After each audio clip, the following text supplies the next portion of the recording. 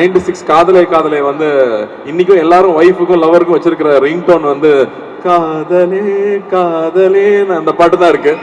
அந்த மாதிரி அவன் ஊருக்கு போகும்போது இந்த படத்தோட பாட்டை கேட்டுட்டு போகாம இருக்க மாட்டாங்க. அண்ட் அகைன் கமல் சாருக்கு பெரிய நன்றி சொல்லணும். அவருடைய அந்த ஒரு லயன்ஸ் வாய்ஸ்ன்னு சொல்றதா அவர் பாடி கொடுத்தது அந்த படத்துல வர ஒரு ரொம்ப முக்கியமான ஒரு கட்டம். அதுக்கு அவர் ஆட் பண்ண வேல்யூ வந்து கொஞ்சம் நஞ்சம் கிடையாது. ஸோ கமல் சார் நம்ம உலக நாயகன் அவர்களுக்கு மறுபடியும் உங்க எல்லாரும் முன்னாடி நான் நன்றி சொல்லணும்னு நினைக்கிறேன்.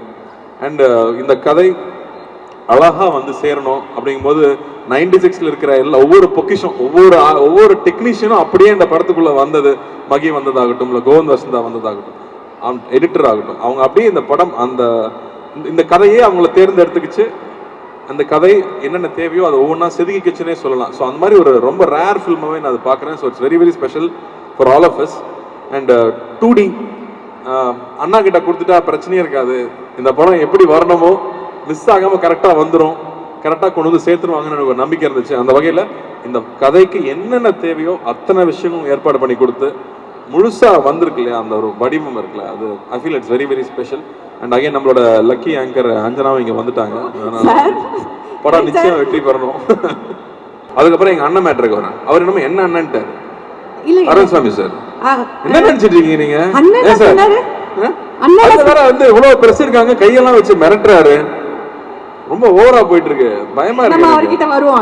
என்னன்னா எனக்கு வந்து கைதி வந்து ஒரு பயங்கரமான எக்ஸ்பீரியன்ஸ். ஏன்னா ஃபுல்லா நைட்லயே ஷூட் பண்ணோம்.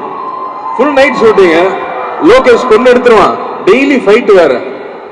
இந்த படத்துல வந்து மறுபடியும் ஃபுல் நைட் ஷூட்டிங். ஆனா நல்லபடியா ஒரு ஃபைட்டு கிடையாது படத்துல, அதனால ஃபைட்ல எதிர்பார்த்து வந்துடாதீங்க.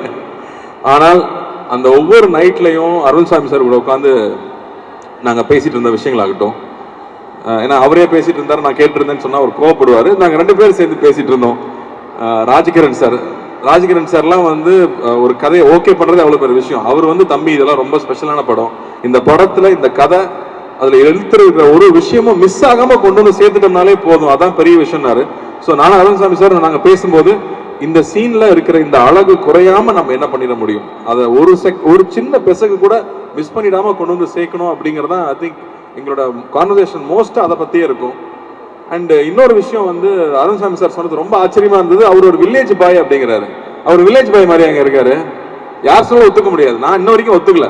ஆனா அவருக்கு அவ்வளோ ஒரு கனெக்ட் இருக்கு, அவ்வளோ ஒரு மெமரிஸ் இருக்கு. தஞ்சாவூர்ல போய் அங்கேயே இருந்து அந்த படம் ஃபுல்லா நாங்க ஷூட் பண்ணது. அந்த ஃபர்ஸ்ட் டே வந்து நான் கேட்டுட்டு இருந்தேன், இங்க தஞ்சாவூருக்குன்னு ஸ்லாங் இருக்கா அப்படின்னு கேட்டுட்டு இருந்தேன்.